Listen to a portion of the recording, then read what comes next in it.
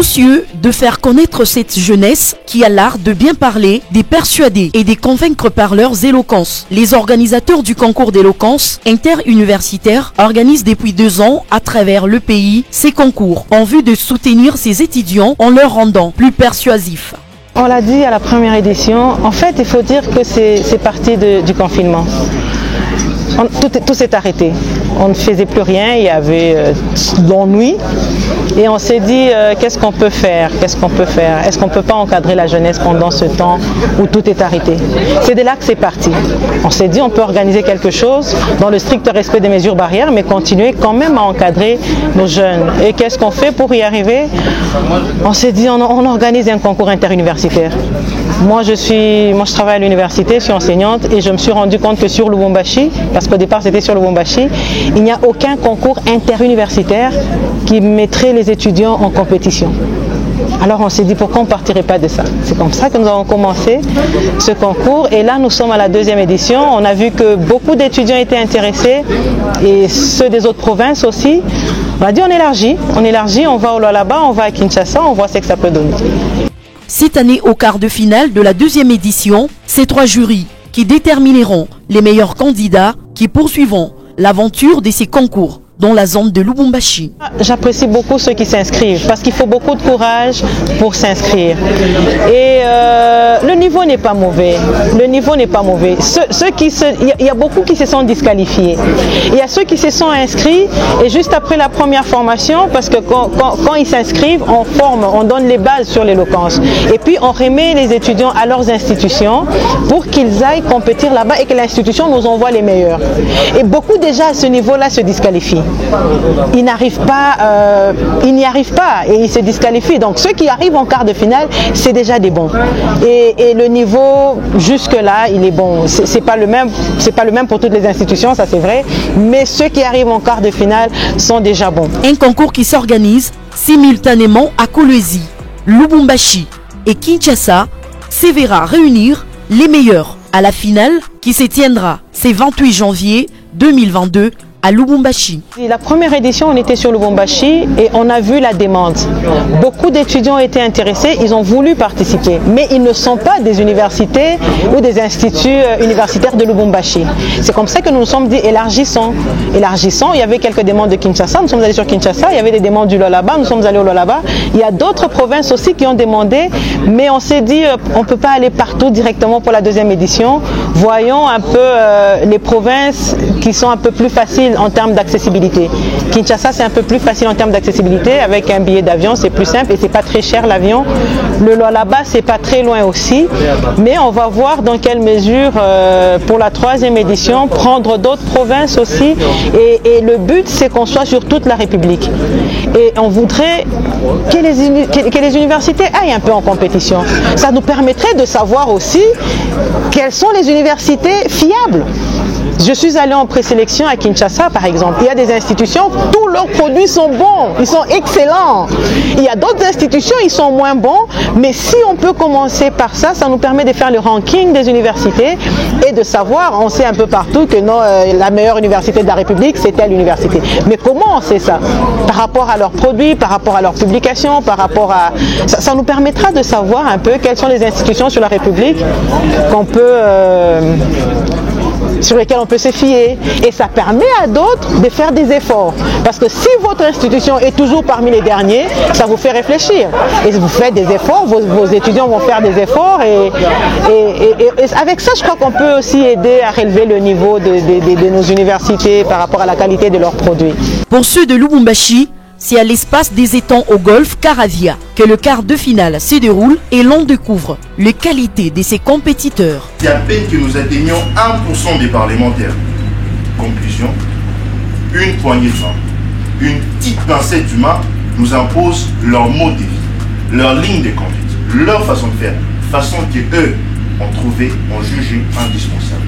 Une étude de plus de 30 ans en psychologie et en neurosciences affirme que être à l'extérieur dans un espace vert, ça permet de restaurer notre attention, de réduire notre stress et de nous rétablir plus rapidement d'une opération ou d'une maladie. Constituent des mécanismes naturels permettant à la vie de surpasser les limites de l'existence individuelle.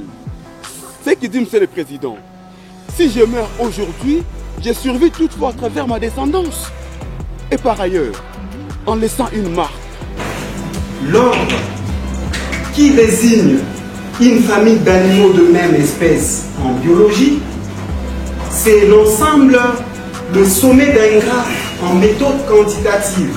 Malgré la forte pluie qui s'est abattue, les organisateurs n'ont pas voulu reporter ces quarts de finale, mais ont plutôt trouvé d'autres solutions pour qu'elles s'étiennent jusqu'à la fin. À imaginer un monde où tout le monde, vous et moi, se méfierait de tout le monde. Tenez, monsieur, je vois que vous êtes marié. Dans ce monde-là, vous vous méfierez de votre femme, vous apportant les petits déjeuners, vous disant qu'elle vous a probablement empoisonné. Et elle aurait raison, parce qu'elle aussi se serait méfiée de vous, se disant que si vous êtes rentré tard hier soir, c'est parce que vous l'avez très probablement trompé. Et on en est encore qu'au petit déjeuner. Le temps d'arriver au dîner, vous vous serez méfié du portier, du chauffeur, de votre employeur, de vos collègues, de vos enfants, de vos parents, du vaccin, du gouvernement. Et tout ça en vous posant mille et une questions. Ils pensent que ceci, elle me cache cela. Et en même temps, toutes ces personnes se seront posées exactement les mêmes questions à votre endroit. Il est clair qu'aucun d'entre nous ne voudrait d'un monde comme celui-là. Les désordres est les meilleurs serviteurs de l'ordre établi, disait Jean-Paul Sartre. Je ne viens donc pas ici prendre la défense du désordre, mais s'il vaut mieux que l'ordre, je vous prierai donc de lui laisser place. Romain Rolland disait à ses propos que lorsque l'ordre est injuste, les désordres est déjà un commencement de justice. Eh bien, puisque tout vient d'être élucidé, je me dois cependant de vous aviser. Car une étude a démontré qu'il existait un syndrome. Un syndrome observé chez les victimes de prise d'otages, a développé des sentiments tels que l'empathie ou la sympathie, voire à prendre fait et cause pour leur oppresseur. À la fois négation de la vie et posée par la vie, la mort incarne la nature profondément paradoxale de toute l'existence prise entre l'émergence de la naissance et l'extinction de la destruction. La mort limite l'homme, le remplit de la connaissance de sa précarité, sa fragilité, lance un défi limité à son désir de vie. On meurt toujours trop tôt pour avoir pleinement réalisé son existence.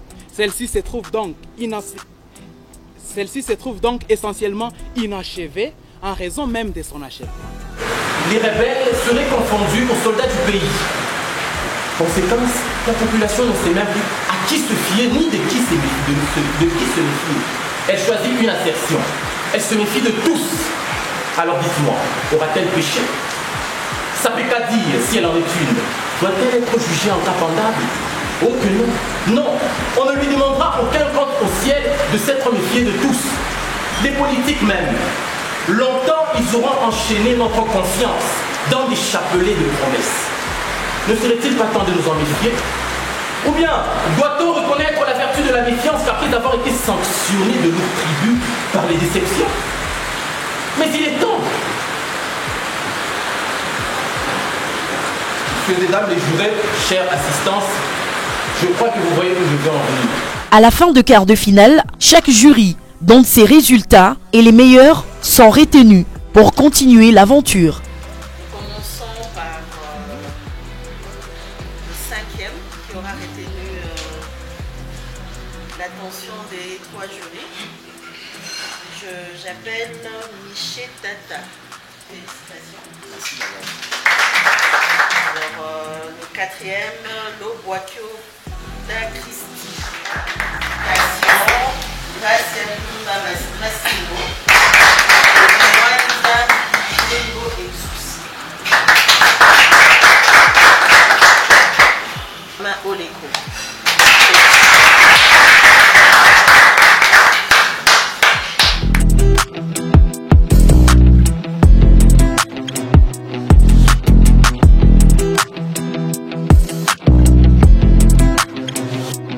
Après avoir entendu tous les candidats, et nous avons été émerveillés. Et à la 4e place se trouve le candidat Audister. Il a réalisé 18,75 sur 25.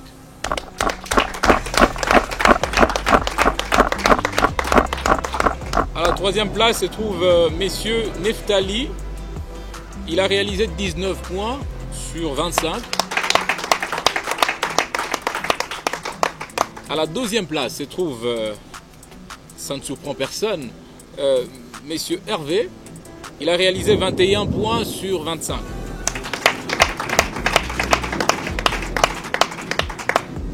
Je garde quelques minutes, quelques secondes de suspense.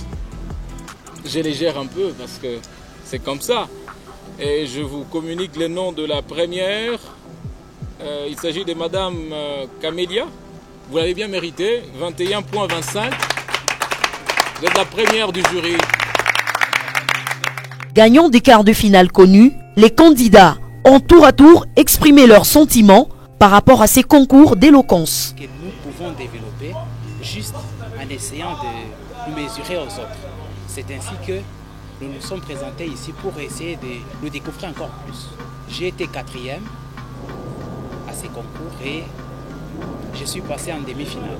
Le concours n'a pas été facile, il y a eu à y mettre du sérieux, c'était un peu difficile, mais quand on s'y met, ça peut donner des résultats. J'ai eu la première place. Les secrets de ma réussite d'aujourd'hui, je la dois au travail. J'ai beaucoup travaillé, disons que je me suis vu dans l'obligation de me dépasser moi-même. J'ai changé tout, j'ai changé mon style de vie, je me suis imposé une discipline en fait. Donc, le grand secret de ma réussite d'aujourd'hui, je crois que c'est le travail seul. Oui. J'ai été sûr de moi et du coup j'ai négligé la recherche des idées. Tous les fonds étaient creux. Donc il fallait encore rechercher dans le but de faire plus.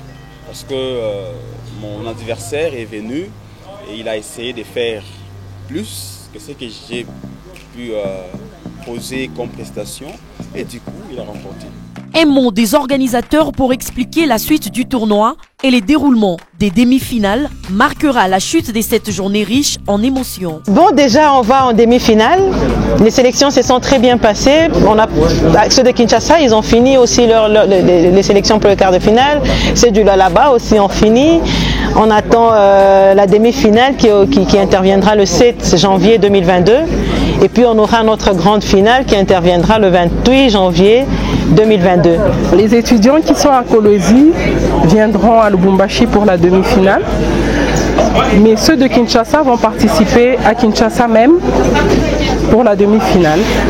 Mais la finale, de façon globale, se fera ici à Lubumbashi, à notre siège. Pour finir cette journée, les candidats qualifiés pour les demi-finales connaîtront déjà chacun son sujet ainsi que son coach pour la suite de la compétition. Donc je veux vous appeler un à un. Vous récupérez votre coupon et puis on va se ranger. Merci. Mwanza Bibembo Exousia.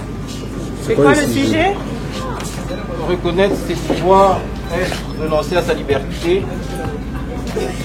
La thèse. Thèse, simplement. Thèse. On applaudit, hein?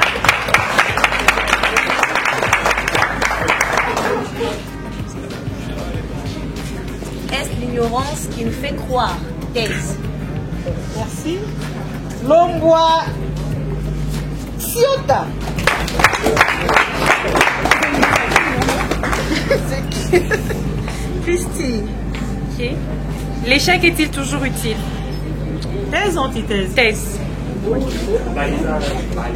Est-ce l'ignorance qui nous fait croire? Thèse. Kanakabu. Kana. Ok. Camélia Kanakabu. Est-ce l'ignorance qui nous fait croire? Antithèse. Merci.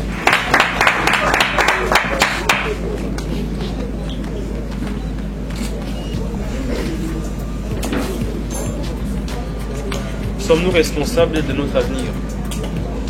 Thèse ou antithèse? Thèse.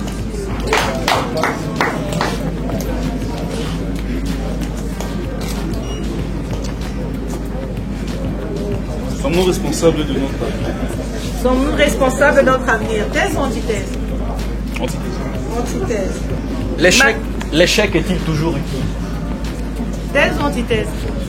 Antithèse. Reconnaître sa liberté. Reconnaître ou renoncer? Est-ce renoncer à sa liberté?